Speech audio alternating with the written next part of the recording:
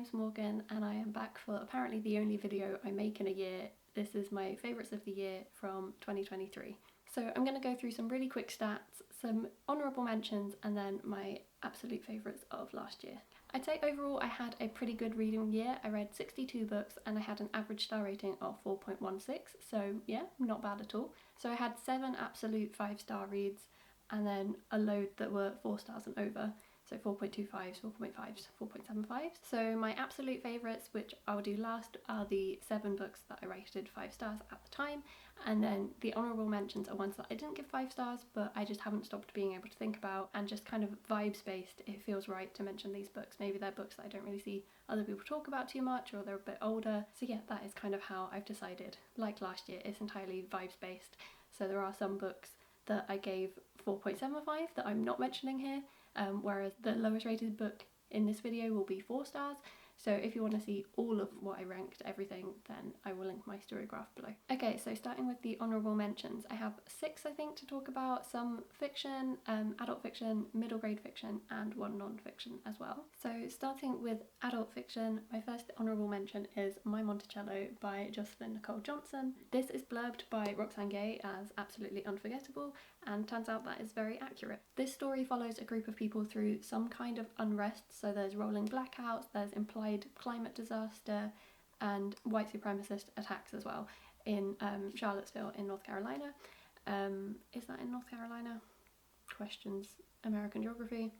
And this group of people end up escaping to Monticello, which was the plantation and home of Thomas Jefferson, who was one of the so-called founding fathers of the United States. And the main character that we're following is actually one of the descendants of Thomas Jefferson and a woman called Sally Hemings, who was enslaved at Monticello. So obviously for her especially, it brings up a lot of very strange, conflicting feelings that she has ended up having to escape to Monticello. This book is quite short, and the whole thing takes place over a couple of weeks as the group start to settle into life at Monticello. It is now a visitor attraction, so they are kind of living off the land, but are they really, or are they living off the food in the gift shop and things like that. It's very claustrophobic and tense as the group kind of shifts and they discuss who to trust and who not to trust, and we don't really hear from the outside world outside of Monticello. So as a story, it is really, really compelling, and I read it super quickly, but there is so much more you can get into. It's also examining this separation from history, who is retelling history, who's owning history, and how it's being reshaped and retold, usually at the expense of others. So yeah, there is loads that you can kind of unpack with this if you want to, but also if you just want a really great kind of thriller almost, but quite literary, then yeah, I would really recommend this. The next honourable mention is All This Could Be Different by Sarah Tankham Matthews, and this was actually my first read of 2023 and I haven't stopped thinking about it since.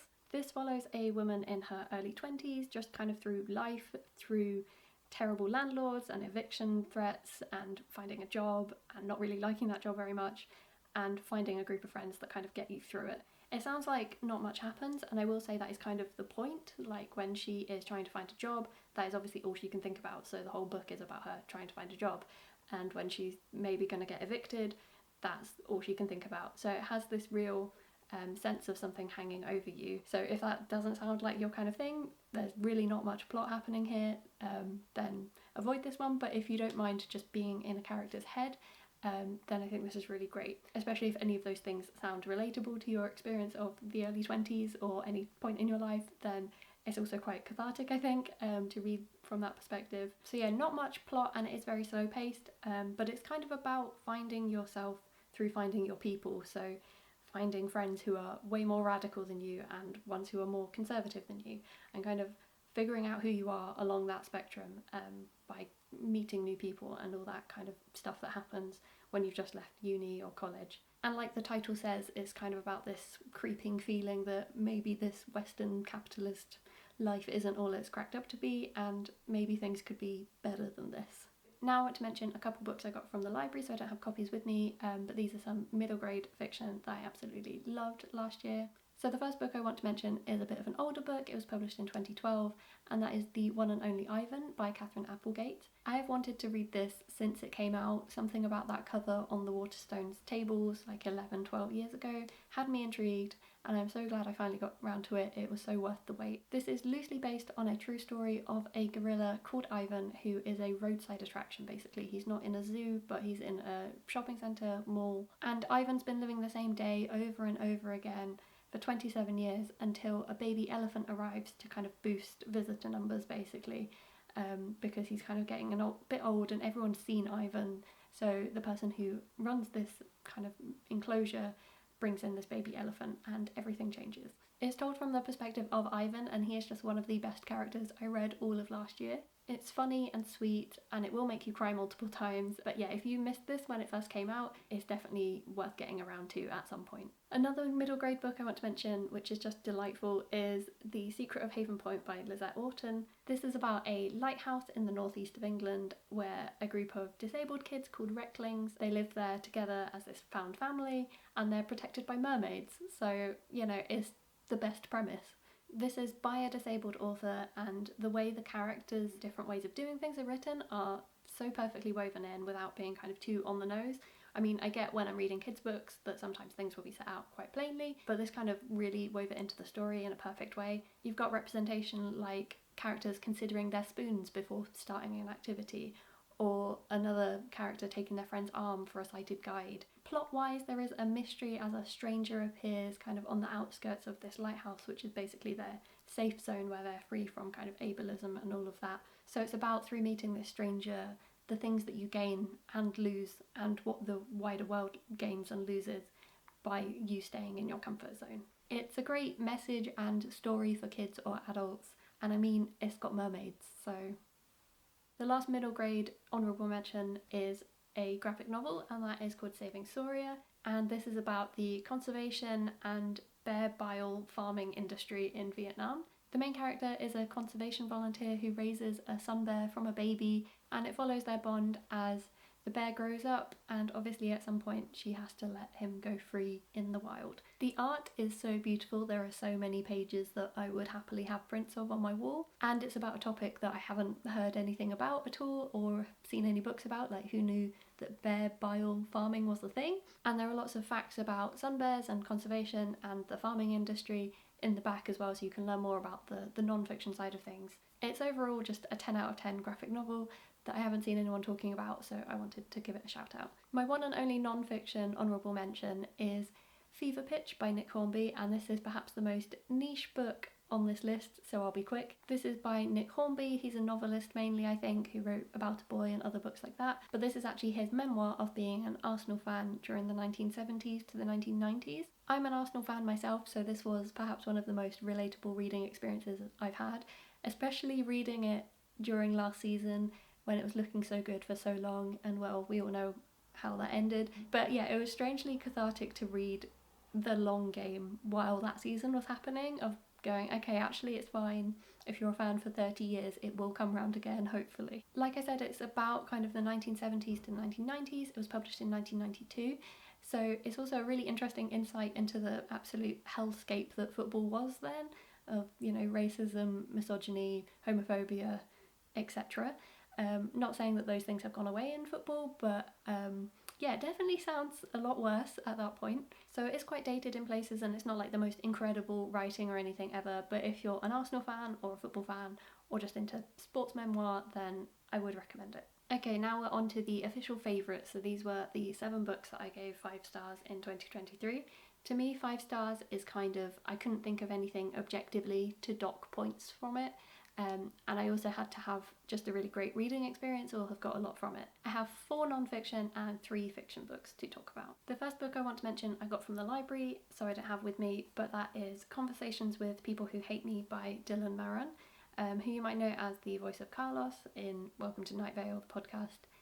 That's all I knew him from before this. The title is the same as his podcast, which I hadn't listened to at all, but this is kind of his memoir and collection of essays, I suppose, around filming that podcast. So it's not taking the stories and writing them down like the Anthropocene Reviewed say, but actually reflecting on the process of making that podcast. I think that was my favourite thing about this book, is that balance of at the time and reflecting. Like, he perfectly described how he felt at the time, like reaching out to those podcast interviewees, receiving hate comments, things like that. You get a sense of his feelings at the time that it was happening, but then he's also reflecting on it much later on and kind of coalescing his thoughts. So I think even if you are familiar with the podcast or his other work, making video series and things, then it probably still adds another layer that you get that distance from it. I think as well, because of the subject matter, with some of the people he talks to are saying awful things, so again, check out content warnings, but the level of nuance and understanding and forgiveness he brings to everyone he speaks to is really interesting, and also talks about how hard and conflicting it is to be radically compassionate when people are saying things that actively harm other groups of people. So yeah, it's quite messy and kind of conflicted, but if you like reading just someone's thought process and then working it out with you and not having all the answers to these kind of topics, then I think you'd really enjoy this. I think this would be a great buddy read or book club book as well. A large part of the 5-star here is the what I get out of it bit. Like, I haven't stopped thinking about some of the conversations and arguments. On a similar-ish vein is my next favourite, which was We Were 8 Years in Power by Ta-Nehisi Coates. This is another essay collection that flicks back and forth in the author's life. Coates was writing for a magazine called The Atlantic all through the Obama presidency, and this takes the essays or articles that he wrote at the time, one from each year, and then adds another chapter that's him reflecting on what he said at the time. Does he still agree with himself? What's changed? With this lens from 2017 after the end of the Obama presidency and what happened there. Again, I just really enjoyed this format of time capsule plus reflection. I think it's probably my subgenre of the year. I would love to find more books like that.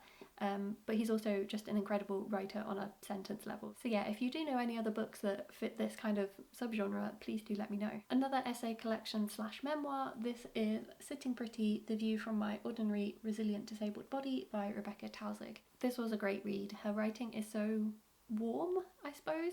It kind of invites people in if you don't know too much about disability theory, etc. But it's also not very hand-holdy. It just kind of has the vibe of a friend who is smarter than you and knows a lot more about a topic than you, and it's just kind of sitting you down and telling you some funny anecdotes and also little tidbits that kind of give wider context. The essays themselves cover things like media representation, independence, dependence, aging, parenthood, the social versus medical models of disability. I think this would be a really great accessible way into these topics for someone who isn't so familiar, but also if you have read a lot of books like this, like I have, then it's still really worthwhile reading because her sense of humour and her insights and all the little anecdotes are just really great, and it's, again, on a sentence level, just really well done. Finally, for non-fiction is a letter collection, and this might be the first and only letter collection I've read, but that is Love Letters of Virginia Woolf and Vita Sackville-West. So this collection includes letters between Vita and Virginia, but also with other friends and their spouses,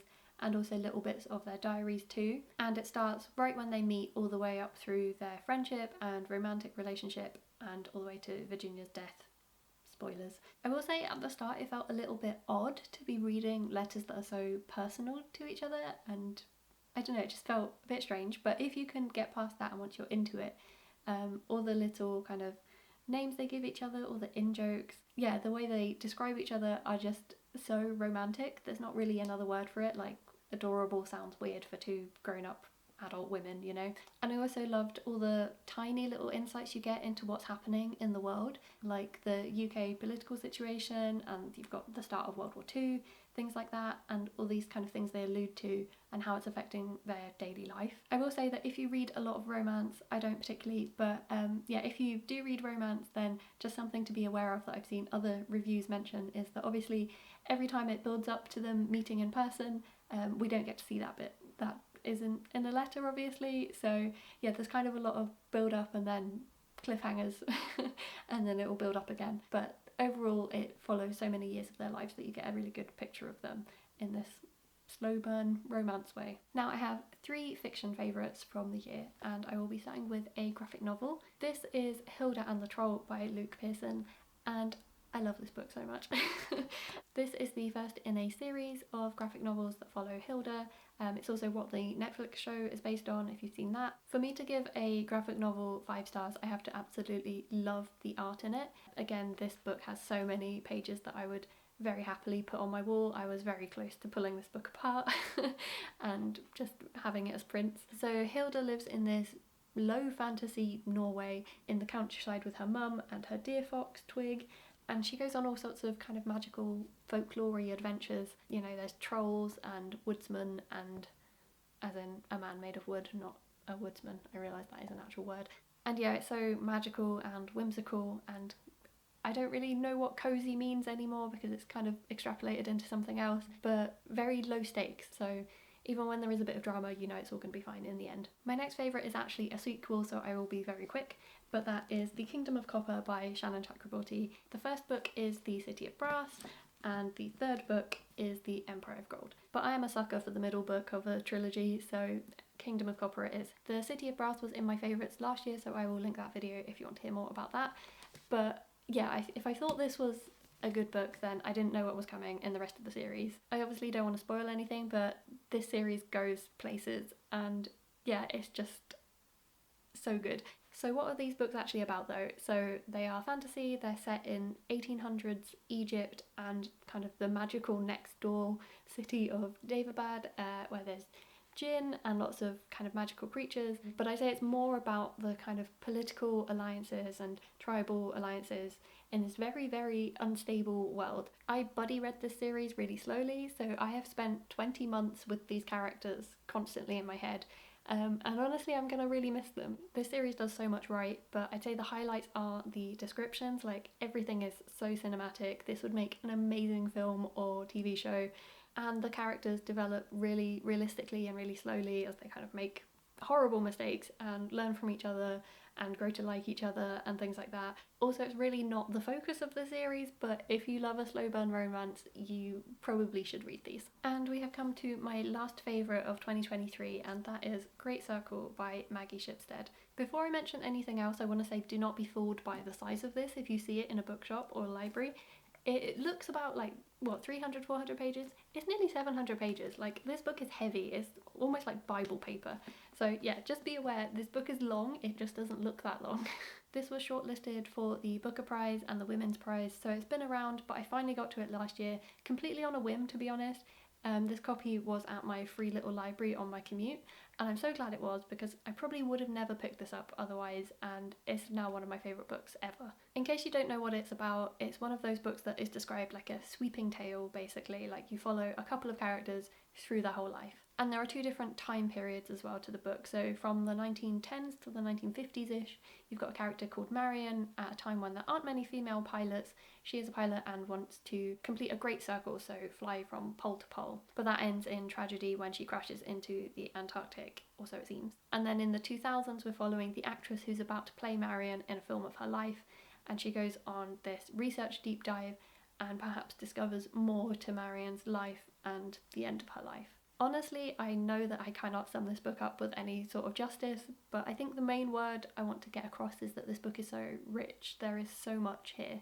Like, sure, you follow Marion and the actor, but you also follow Marion's brother and her uncle and parents, and all these kind of little side tangents that feel so real. Like, each character that you spend some time with, whether it's a paragraph or a page or a chapter, they feel so complete, and yeah, I don't know how she does it. I could also rant for ages about all the different themes in this book, but without rereading it and picking it apart entirely, it's about the limitations, like real and imagined, on your life, freedom, loss, cycles of trauma, ambition, obsession, living outside of other people's expectations. There's just so much going on, and again, these characters, even though I didn't spend 20 months with them, I probably spent a week, but I cannot stop thinking about them. Yeah, it just has so much going on, and yeah, you know it's a favourite when you can't really talk coherently about it, so you just have to trust me. I will say as well that if you're intimidated by a long book, it is kind of a very small font, very thin paper, it's very heavy. The audiobook is great, that's mainly how I read it. And I don't read a load of literary fiction, so I don't have loads of reference points, but if you ever read The Amazing Adventures of Cavalier and Clay by Michael Chabon, it kind of filled that void that I didn't realise I had until I read this. And now I have a Cavalier and Clay and Great Circle shaped void in my heart again until I read something else this good. So yeah, maybe I should read more sweeping sagas this year, so let me know if you have any recommendations. So yeah, those were my favourite books of 2023. I kind of want to reread them all now. I have had a pretty good start to reading in 2024, so hopefully I will see you again soon, and maybe before 2025, who knows. Hope you're having a good day. Thank you for watching. Bye.